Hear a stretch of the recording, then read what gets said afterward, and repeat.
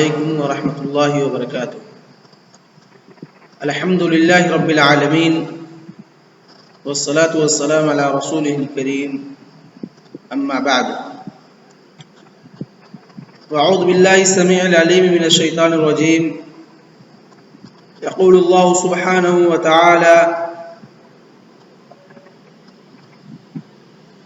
يعلم ما بين أيديهم وما خلفهم ولا يحيطون به علما وعنت الوجوه للحي القيوم وقد خاب من حمل ظلما ومن يعمل من الصالحات وهو مؤمن فلا يخاف ظلما ولا هضما وكذلك أنزلناه قرآنا عربيا وصرفنا فيه من الوعيد لعلهم يتقون او یحدث لهم ذکرا۔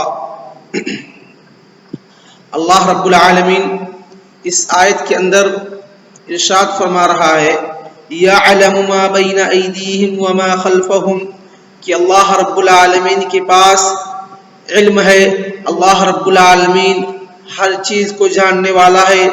یعلم ما بین ایدیہم، جو ان کے ایدیہم ای ایدی الناس، کہ جو ان کے سامنے مستقبل میں ان کے سامنے پیش ہونے والے مسائل ہیں، پیش ہونے والی چیزیں ہیں قیامت کے تعلق سے اور دیگر چیزوں کے تعلق سے، ان تمام چیزوں کے کا علم اللہ رب العالمین کے پاس ہے۔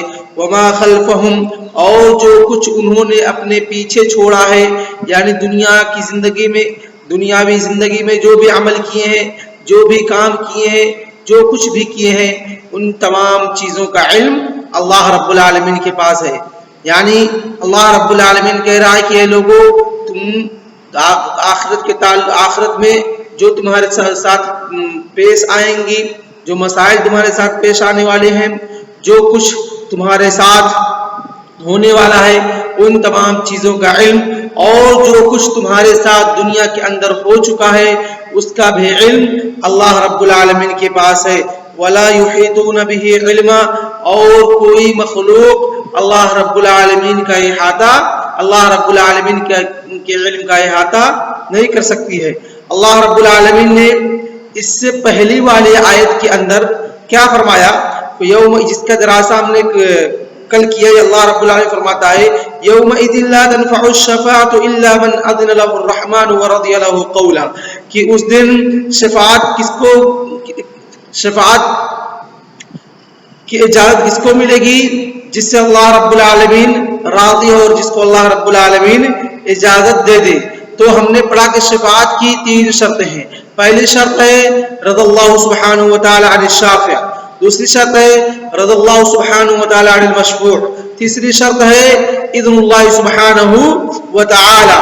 تو یا اس کے بعد والی آیت کے اندر اللہ رب العالمین ارشاد فرما رہا ہے یعلم ما بین ایدیہم، کہ اللہ رب العالمین کے پاس ان تمام چیزوں کا، لوگوں کے ان تمام معاملات کا علم ہے جو قیامت کے دن پیش ہونے والے ہیں، ان کے آگے آنے والے قیامت کے دن پیش ہونے والے ہیں۔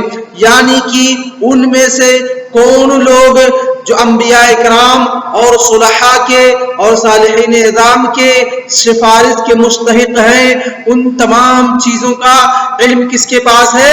اللہ رب العالمین کے پاس ہے، کہ اللہ رب العالمین کن کو شفاعت کی اجازت دے گا اور کس کے لیے شفاعت کی اجازت دے گا، ان تمام چیزوں کا علم اللہ رب العالمین کے پاس ہے۔ ولا یحیطون بہ علما، اور مخلوق یہ اللہ رب العالمین کے علم کی احاطہ نہیں کر سکتی ہے۔ اس کے بعد اللہ رب العالمین فرماتا ہے وعنت الوجوہ للحی القیوم، کہ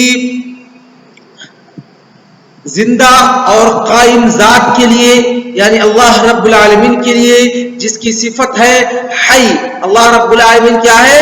زندہ ہے، قیوم قائم بالذات ہے، یعنی جو ذات قائم ہے اور زندہ ہے اس کے لیے تمام چہرے، وعنت الوجوہ، تمام چہرے اللہ رب العالمین کے لیے کیا ہو جائیں گے؟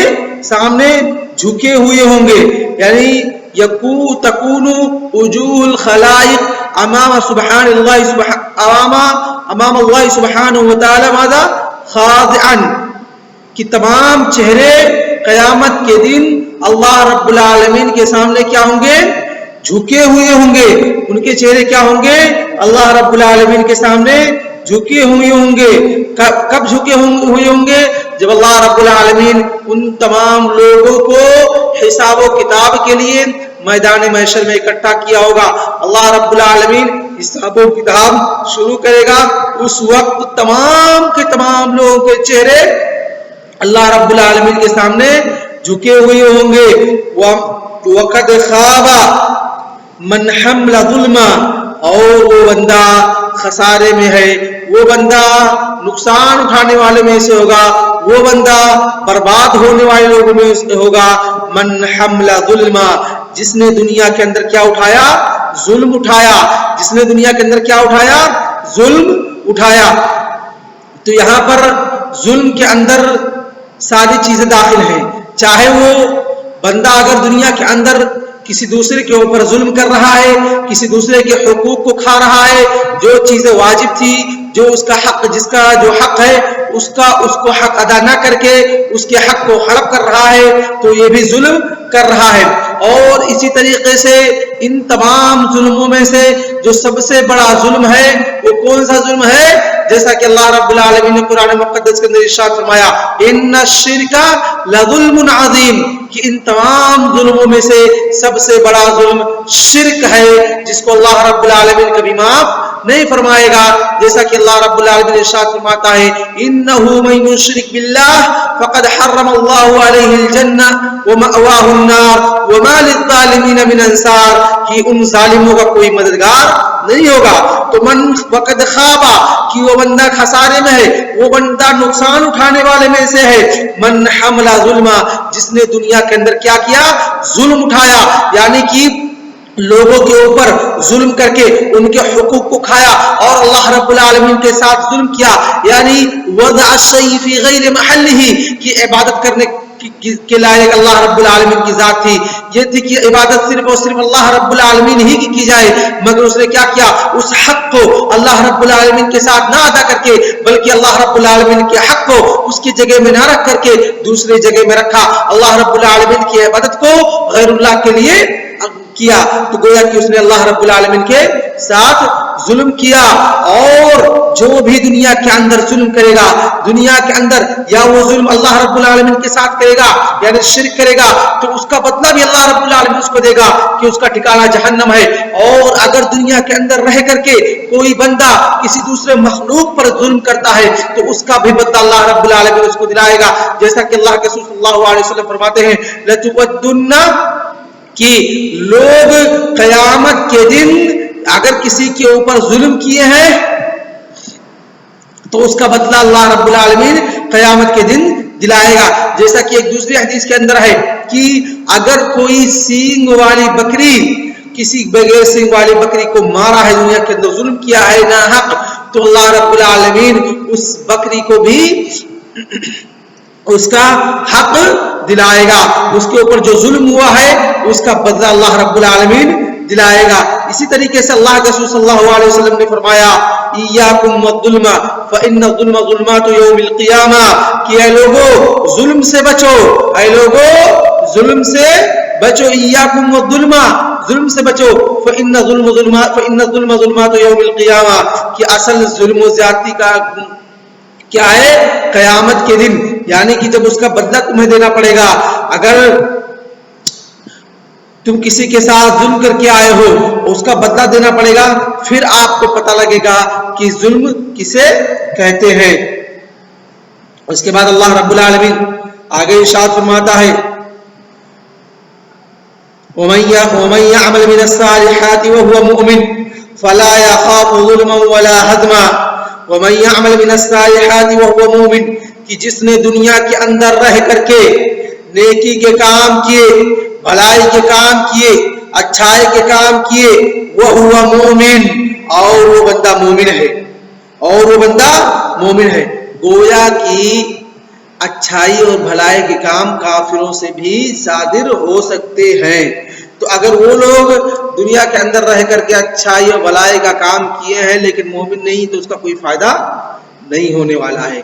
کیونکہ اصل چابی شہادتین ہے، اصل چابی ایمان ہے۔ تو کہا یہاں پر اللہ رب العالمین ارشاد فرماتا ہے وَمَن يَعْمَلْ مِنَ الصَّالِحَاتِ، جس نے نیکی بھلائی کے کام کیے وہ مومن اور وہ بندہ مومن ہے، فَلَا يَخَافُ ظُلْمًا وَلَا حَظْمًا، تو وہ نہیں ڈرے گا، اس کو یعنی اس کو خوف نہیں لاحق ہوگی، نہ وہ ظلم سے اور نہ ہی حق تلفی سے، ظلم سے اور نہ ہی حق تلفی سے۔ یعنی کہ اللہ رب العالمین جب قیامت کے دن حساب و کتاب لے رہا ہوگا تو وہاں پر نہ کسی کے ساتھ ظلم کیا جائے گا اور نہ کسی کے ساتھ حق تلفی ہوگی۔ ظلم مطلب کہ اللہ رب العالمین اس کے ساتھ جتنا وہ نیکی کر کے آیا ہے اللہ رب العالمین اس کے تمام نیکیوں کے بدلے اللہ رب العالمین اس کو عطا کرے گا۔ کیا کرے گا؟ عطا کرے گا۔ اور یہ نہیں کہ اللہ رب العالمین اس کو جو گناہ اس نے نہیں کیے ہیں جو اس کا بھی سزا اللہ رب العالمین اس کو دے۔ اور حزمہ کسے کہتے ہیں؟ حق تلفی کے، یعنی اللہ رب العالمین کسی کے حق تلفی نہیں کرے گا، یعنی کہ اللہ رب العالمین کوئی بندہ جتنے نیکیوں کا یا جن نیکیوں کا مستحق ہے، جنت کے اندر جو مقامات کے مستحق ہے، اللہ رب العالمین اس کے ان نیکیوں کے بدلے کو کم نہیں کرے گا، یعنی اس کے ساتھ ناانصافی نہیں کرے گا، بلکہ وہ جن چیزوں کا مستحق ہے اللہ رب العالمین ان تمام چیزوں کو اس کو عطا کرے گا۔ یعنی اللہ رب العالمین اس کے ساتھ اس کے گناہوں کو زیادتی کر کے اس کے ساتھ نہ ظلم کرے گا اور نہ ہی اس کے نیکیوں کو کم کر کے حساب و کتاب کے دوران اس کے ساتھ حق تلفی کرے گا۔ اس کے بعد اللہ رب العالمین آگے ارشاد فرماتا ہے وَكَذَلِكَ أَنزَلْنَاهُ قُرْآنًا عَرَبِيًّا وَصَرَّفْنَا فِيهِ مِنَ الْوَعِيدِ لَعَلَّهُمْ يَتَّقُونَ أَوْ يُحْدِثُ لَهُمْ ذِكْرًا وَكَذَلِكَ أَنزَلْنَاهُ، ہو کی ضمیر کا مرجع کہاں لوٹتا ہے؟ مرجع قرآن کی طرف۔ وَكَذَلِكَ أَنزَلْنَاهُ، اور اسی طریقے سے ہم نے اس قرآن مقدس کو نازل کیا۔ نازل کرنے والا اللہ رب العالمین ہے اور لانے والا کون ہے؟ حضرت جبریل علیہ السلام ہے۔ منزل کس پر ہے؟ اللہ کے رسول صلی اللہ علیہ وسلم پر ہے۔ وَكَذَلِكَ أَنزَلْنَاهُ، اور اس قرآن کو ہم نے نازل فرمایا قرآنًا عربیّا، کس لینگویج میں؟ کس زبان میں؟ اور یہ قرآن عربی زبان میں ہے۔ کس میں ہے؟ عربی زبان میں ہے۔ وَصَرَّفْنَا فِيهِ مِنَ الْوَعِيدِ، اور اللہ رب العالمین کہہ رہا ہے کہ اس قرآن کے اندر ہم نے ذکر کیا کن چیزوں کا؟ وعید کا، یعنی کہ اللہ رب العالمین نے اس قرآن کے اندر جو لوگ اگر اللہ رب العالمین کی نافرمانی کرتے ہیں اور اس کے رسول کی نافرمانی کرتے ہیں، اس کے بتائے ہوئے طریقے پہ نہیں چلتے ہیں، تو کیا ہے؟ اللہ رب العالمین نے ان کے لیے وعید سنائی ہے۔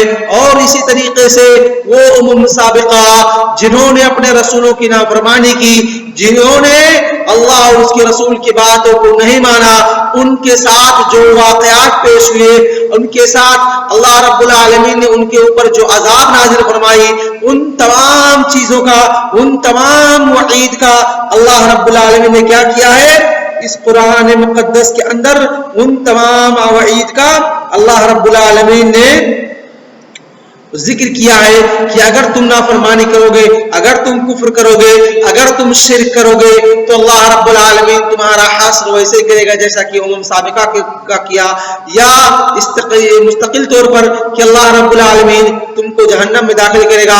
انہ من یشرک باللہ فقد حرم اللہ علیہ الجنہ وویل لکل ہمزۃ لمزہ، اور اسی طریقے سے جتنی بھی آیتیں ہیں جو وعید سے تعلق رکھتی ہیں، اللہ رب العالمین نے کیا کہا کہ ہم نے لوگوں کے نافرمانی کے بنا پر، لوگوں کے کفر کے بنا پر، لوگوں کے شرک کے بنا پر ہم نے اس قرآن کے اندر جو اس پر مرتب ہوتے ہیں، ان وعید کا ذکر کیا. کیوں ذکر کیا؟ لعلہم یتقون، تاکہ وہ لوگ متقی ہو جائیں. یعنی اگر اللہ رب العالمین کی قرآن کی تلاوت کریں گے، اللہ رب العالمین کی قرآن کو پڑھیں گے اور ان کو یہ بات معلوم ہوگی کہ شرک سب سے بڑا ظلم ہے، اس کا ٹھکانہ جہنم ہے، چغل خوری اللہ رب العالمین نے حرام کر کے رکھا ہے، زناکاری اللہ رب العالمین نے حرام کر کے رکھا ہے، شراب اللہ رب العالمین نے حرام کر کے رکھا ہے، اور اسی طریقے سے تمام چیزوں پر اللہ رب العالمین جو لوگ تہمت بازی کرتے ہیں یا ان تمام چیزوں پر اللہ رب العالمین نے حدود کو مقرر کر کے رکھا ہے، حدود کو مرتب کر کے رکھا ہے، تو کیا کریں گے؟ اس سے دور رہیں گے، اس سے بچیں گے. اور معاصی سے بچنا، گناہوں سے بچنا کیا کہلاتا ہے؟ تقوی کہلاتا ہے. جیسا کہ تقوی کی تعریف کے اندر کہا جاتا ہے ان تجعل بینک وبین عذاب اللہ الوقایا بامتثال اوامرہ واجتناب نواہی، کہ آپ اپنے درمیان اور اللہ رب العالمین کے عذاب کے درمیان کیا بنائیں؟ ایک حائل بنائیں، ایک پردہ بنائیں. کس طریقے سے وہ پردہ کریٹ کریں گے، بلڈ کریں گے؟ اللہ رب العالمین کے امتثال اوامر کو مان کر کے، اس کو کر کے، اور جن چیزوں سے اللہ رب العالمین نے منع کیا اس سے دور رہ کر کے، اس سے باز رہ کر کے. تو یہاں پر کہا اللہ رب العالمین نے قرآن کے اندر وعید کا ذکر کیا ہے. کیوں کیا ہے؟ لعلہم یتقون. کرونولوجی کیا ہے؟ ترتیب کیا ہے؟ تاکہ وہ لوگ متقی بنے. او یحدث لہم ذکرا،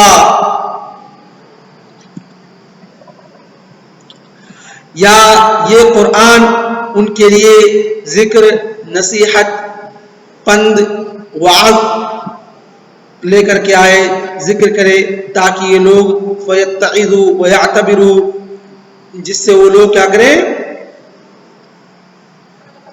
نصیحت حاصل کریں.